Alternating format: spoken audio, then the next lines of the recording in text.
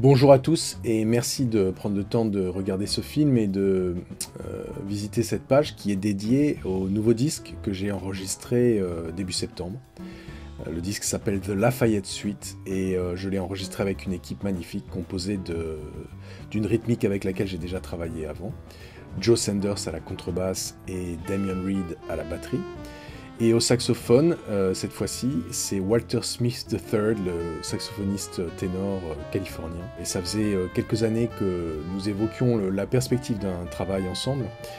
Et il y a un peu plus d'un an, je lui ai proposé d'écrire une musique inspirée des jeunes années du marquis de Lafayette, ce jeune aristocrate français qui, en 1777, a embarqué à bord de la Victoire, un navire qu'il a financé lui-même, et accompagné d'une trentaine d'hommes a traversé l'Atlantique pour se battre aux côtés des révolutionnaires américains contre les Anglais. Ce destin absolument fabuleux m'a semblé constituer un excellent matériau pour cette collaboration. Tout d'abord parce que c'est la figure historique qui sans doute symbolise le mieux l'amitié franco-américaine, mais surtout c'est la dimension de prise de risque, cette capacité à se projeter dans l'inconnu et l'audace dont ce jeune homme a fait preuve alors qu'il n'avait que 19 ans.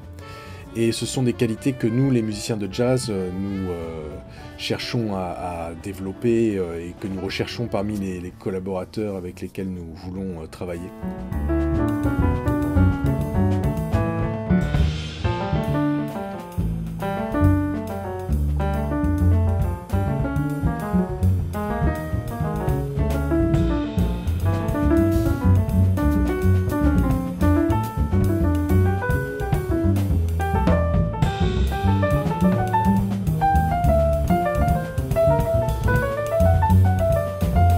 C'était un projet que j'ai présenté au programme FAGE, French American Jazz Exchange, qui est un programme soutenu pour les États-Unis par la fondation américaine qui s'appelle The Mid-Atlantic Art Foundation, basée à Baltimore.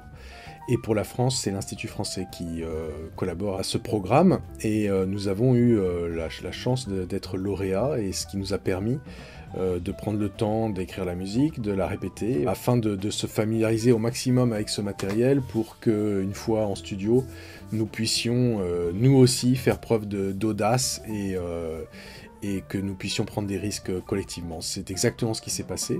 Le disque a été enregistré sur 2 jours, mais finalement la quasi-totalité de la musique a été enregistrée le premier jour. Et il s'articule en une suite qui enchaîne les morceaux les uns aux autres et qui dure un peu moins de 50 minutes. Alors il s'agit maintenant de franchir la dernière étape pour que cette musique puisse trouver son public, voit le jour tout simplement. Et évidemment c'est la fabrication du disque, de la pochette, les photos et assurer aussi la promotion de cette musique. Pour cela je suis très heureux de collaborer pour la première fois avec un ami de longue date qui est un très bon journaliste de jazz mais qui est aussi commissaire d'exposition. C'est à lui qu'on doit les très belles expositions Miles Davis et Django Reinhardt à la Cité de la Musique.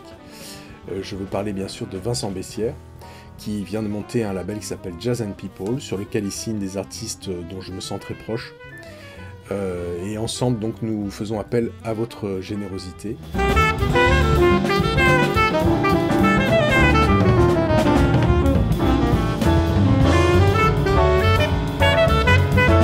Alors vous trouverez à ma gauche, à votre droite, un ensemble de propositions qui vous permettront, suivant vos moyens, de contribuer à cette dernière étape. Encore une fois, je vous remercie d'avoir pris le temps de regarder cette vidéo et surtout de votre contribution. À bientôt.